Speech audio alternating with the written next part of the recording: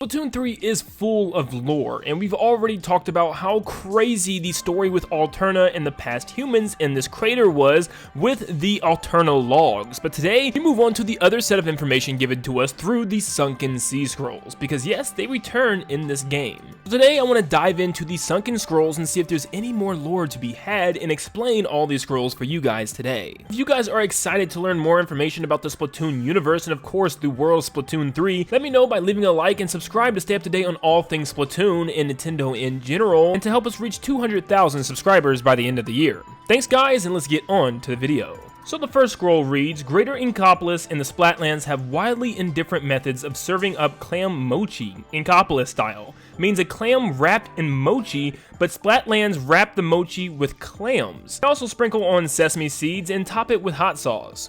It's Splatsville's clam to fame. So this is like a special dish for Splatsville residents and stuff.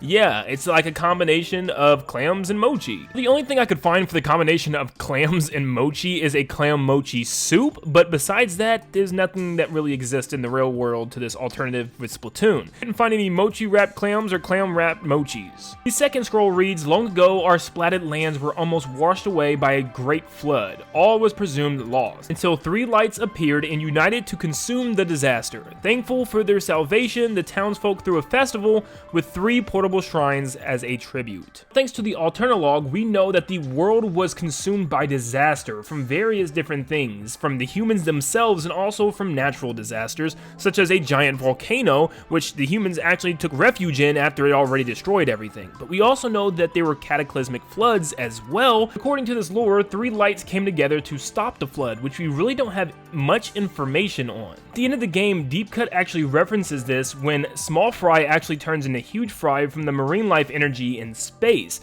Now, I'm not really sure where they see 3 lights combined. I just see lots of different marine life energy kind of flowing into Small Fry, so I really don't understand how this ties into that lore at all, but I don't know. The only thing that keeps coming to mind is Deep Cut, of course, because they've referenced 3 different animals. So Fry uses eels in lots of her battles, and also in order to help cause the eel tornado. Shiver has a very deep connection with sharks and brings in Master Mega, and Big Man just brings in a helmet for your Inkling to go into space. But Big Man is actually the reference here as the Manta Ray. As far as the festival and the celebration, well, that's the Splatfest, and you can see the portable shrines being ridden by each member of Deep Cut during the Splatfest itself, which is pretty cool. But going back to that sea scroll, we get to see 3 symbols, which is probably the 3 lights. One is a manta ray like Big Man, but the other 2 I can't quite make out. They don't look like eels and they don't look like sharks. Maybe it's something else. This individual scroll has a lot of lore built into it, so if you guys find out more information about what this means and anything else with the 3 lights, I would love to make a full-fledged video on this and reference lots of you guys with any ideas that you have. Page number 3 is an ad talking about Splatsville, talking about visit a sparkling city of chaos, the hottest place in the Splatlands, Anarchy Avenue, walk it, feel it, live it. Special collection, Walk the Splatsville Walk, page 54. So it's just like a little magazine showing off Splatsville and the shops around. One of those shops is obviously clothing. On page 4, it says, live wild, live free, we do whatever we want. This town is a melting pot, so let's stir things up. I'm tired of folks pretending to be cool. I want to get so fired up that I boil over. I don't know if these are lyrics to a song or something, but yep. And they have cool little movement when you move the page around, which is fun to do in this game. Page 5 states, for the Inklings and Octolings of the Splatlands, aggressive action is the best way to make a splash in the local scene. Youths will often dress themselves in the style of a delinquent or hooligan to intimidate peers during combative courtship rituals known as rumbles. So I guess Inklings and Octolings have this thing called rumbles where they dress as if they're like extremely hardcore, and I don't know if they just fight each other in a club or something, but I don't even know what this comic is supposed to mean. It's some type of Octoling in this humanoid art style, and it's funny because you get to see a lot of them in this like diner, and there's an actual Octarian for some reason just laying on the ground, which I just thought was hilarious for some reason. I'm still trying to figure out why there's Octarians and Octolings. Is it just like an evolution thing where some evolved and some didn't? I still don't know. Do you guys know that one? Next up, we have page number 6, and it states, the lobby I've built doesn't have a single standout feature, because everything in there is feature worthy. If you don't have the greatest turf war experience ever, I'll eat the smaller of my 2 claws. Stated by Glenn Fiddler, the president and CEO. Now this one is very interesting. We've never really seen presidents or CEOs of the people who've been building these stages and arenas and lobbies and stuff in the first place. This crab/lobster is the one who created this one for Splatsville. He's the president and CEO, I guess, of everything, maybe even the entire Splatsville itself, and he looks like a brilliant scientist that came up with all this stuff.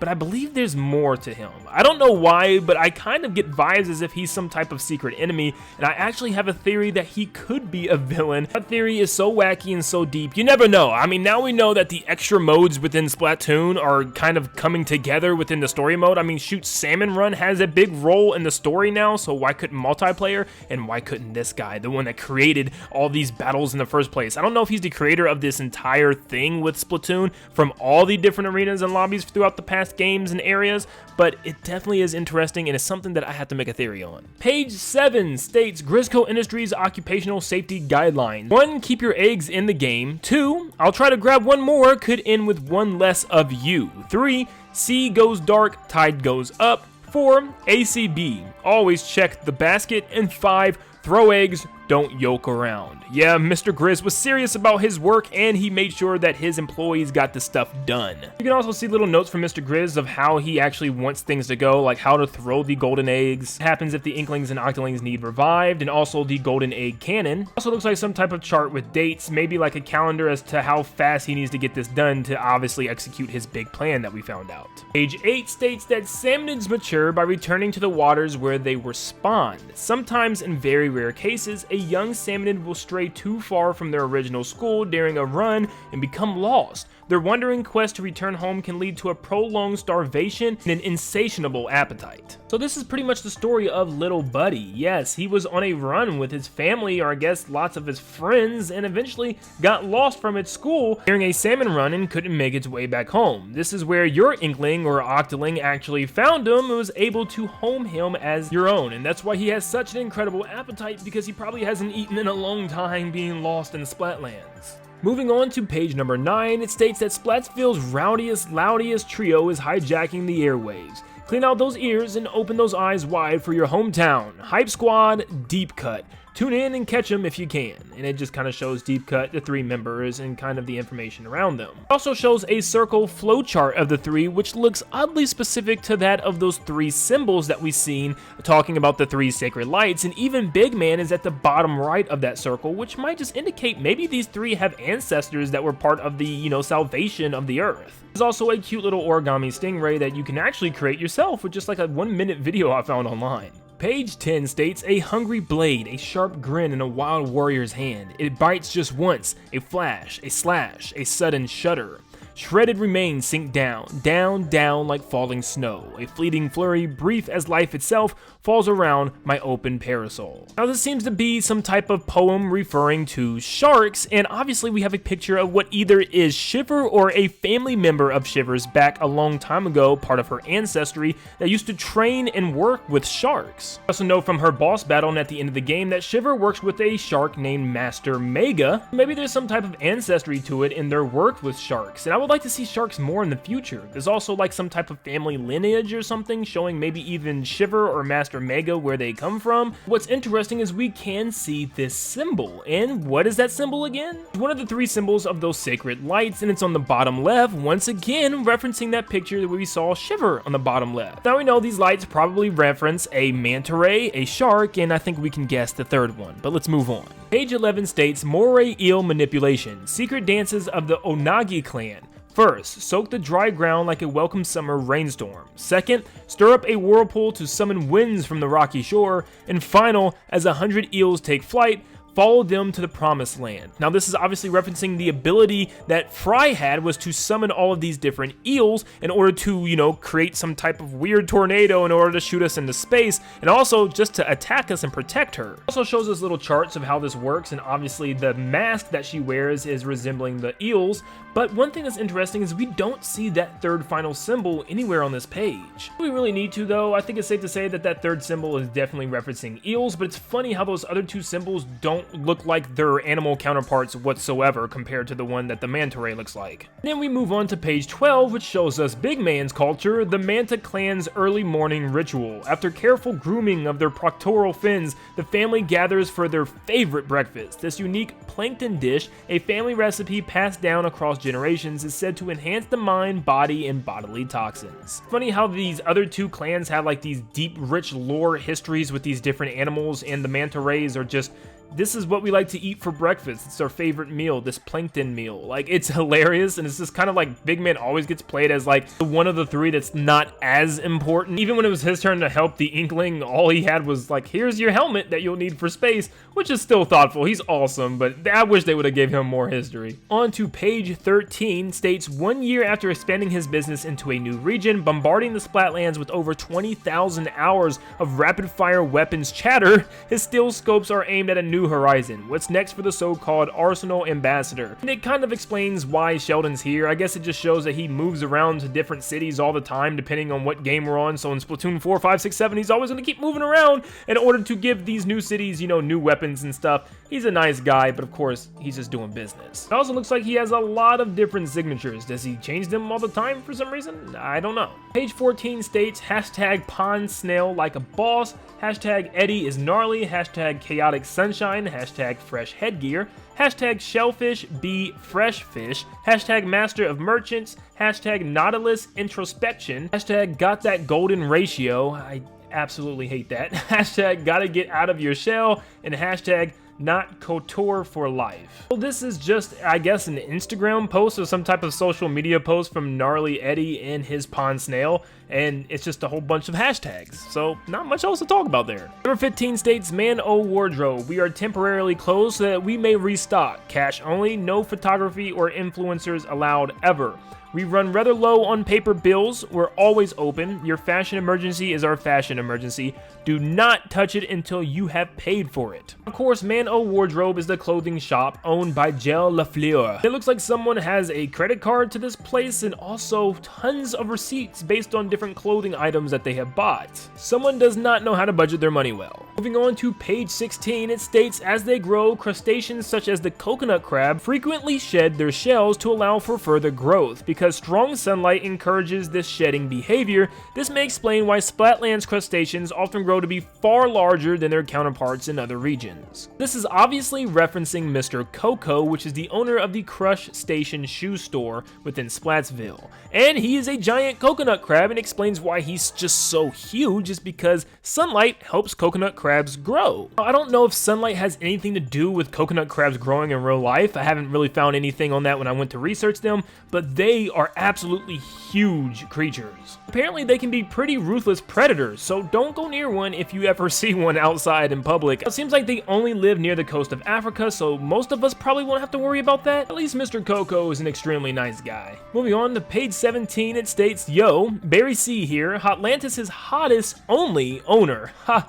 I got to split for a bit to stock up on stock, but it's all good. Harmony, yep, from Chirpy Chips, is filling in, and she knows this shop way, way better than me. So business, that's gonna keep right on booming. Yes, Harmony is actually a member of Chirpy Chips, which was a band introduced back in Splatoon 1. They also made a return in Splatoon 2 to add more music to the game, and I can actually give you guys a couple instances of what their music sounds like. Here you go.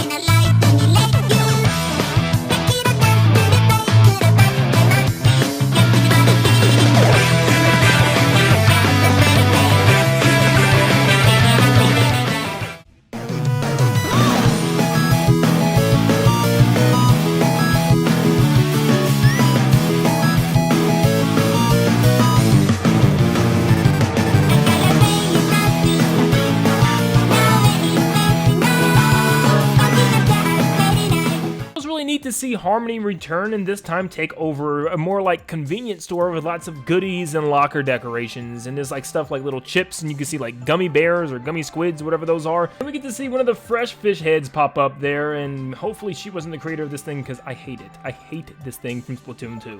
In the middle is some type of social media post from Harmony herself, and I don't know what the social media pages are in the Splatoon universe. Hopefully within the next game, maybe we get to have our own. Instead of a locker or decoration, we get to have our own kind of Twitter or Facebook or Squid book. Yeah, they should definitely do that. Squidstagram? Squitter? Then we move on to page 18, stating, "Frying out here in Scorch Gorge, in more ways than one. Hashtag sweaty shell, hashtag biking trip." Now, this is another that looks exactly like an Instagram post of some type of crustacean that's biking.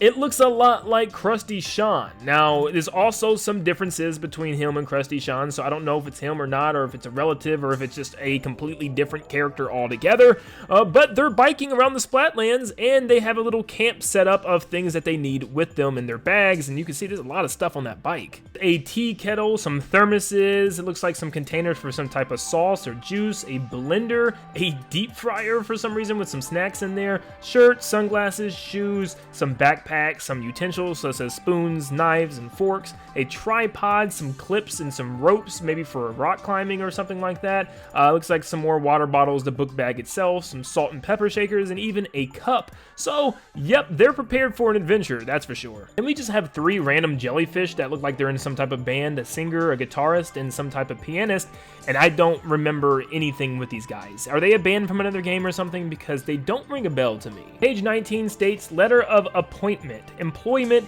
new Squid Beak HQ, first Splatoon. Adjustments, promoted to captain with the emoluments of pay grade 33. Craig Cuttlefish." So this might be the employment letter, or, you know, kind of introduction letter to when you join this Squid Beak Splatoon. And maybe this is kind of, you know, the acknowledgement of Captain Cuttlefish being the leader, but it's some documents and stuff, and also like a little signature at the bottom as to how, you know, whoever joined the Splatoon here is introduced into the team. Of course, we have a picture of Callie Marie and Captain Cuttlefish, but we also have this weird sticky note of some type of design of a underwater craft or something, maybe some type of submarine or some type of, you know, vehicle that maybe is going to be added later on in a story mode, or maybe the DLC or something. But it looks like I said some type of submarine, and maybe some type of net at the side of it to catch things, or some type of weapon to shoot things while they're underwater. Not quite sure, but it's very interesting. Moving on to page 20, it states that Thursday night / Friday morning at 1 a.m. it's the 100th episode of Marie After Midnight, and a special guest stopped by to help me celebrate, my cousin Callie. It's a Squid Sister Grab Fest. We could not stop talking, not kidding. We went over the scheduled end time by 5 hours. Oops. So yes, Marie has a late night talk show, which is very interesting. I guess they just gossip and talk about stuff with Splatsville, wherever they are in that current location. But also, you know, she has special guests on stage, and obviously she had her cousin Callie, the Squid Sisters, back again together, and they had a little talk show together, which is pretty cool. Page 21 states, "Seems these are instructions on how to mummify an inkling. Maybe in olden times, inklings thought if they preserved their bodies after death, they could be revived someday. But that's, well, there's no way that is a real one stuck here, right? No, of course it isn't, right?" So this is interesting, because we actually know that this could actually be a possibility in the world of Splatoon to revive a inkling. Yeah, we actually seen it happen with Captain Cuttlefish within the main campaign. Mr. Grizz completely sucked him dry of anything left, and then obviously was able to be revived because the old Agent 3 cried one teardrop unto him to revive him. What if a dash of water is what all these inklings need to come back to life? And what if there's somewhere on this world of Splatoon where there's a whole mummy-filled coffin of these dried up inklings and preserved octolings, and maybe they get brought back somehow and they're kind of the new villains? That would be kind of cool. Page 22 states, "After leaping from Inkopolis Square to the world stage, Off the Hook has found their new side project, performing vocals for a rising rock band as Damp Sock featuring Off the Hook. Discovered online, super talented collaborators offer an upbeat melancholy sound that had Off the Hook hooked." So what's very interesting about this is, yes, we know Off the Hook, featuring Pearl and Marina, joined a rock band known as Damp Socks to be the lead vocalist, which is very interesting. But what's so interesting about this is actually the cover of what seems to be the future DLC coming to the game, the large-scale paid DLC. Yes, it's literally the album cover for Pearl and Marina here, which makes me wonder, is this going to have to do with something with their band? Is this actually going to be something like that they're going through, a main problem that they had, and maybe we get to play as them? That would be pretty cool. But it definitely leads to a lot of speculation that we can definitely talk about in a future video. Page 23 and 24 are interesting because they don't quite make a lot of sense to me, and they actually feel like they're missing something, as if they're trying to hint at something coming in the future. This one states Operation Lil Jud's Judgy Judgment. Praise behavior, analyzing praise for quality, no imperfections found. I guess I'll just go after the toe beans. So it looks like someone is researching Judd and Little Judd, and at first I thought this was back in time with humans, but not necessarily, because it looks like someone is actually actively trying to find them right now as they're pinpointing different clues and stuff together, which is very interesting. Who is looking for Judd and Little Judd? Who is making this document? Is this Mr. Grizz? Did he need another mammal to succeed him or something, or to help him with his plan?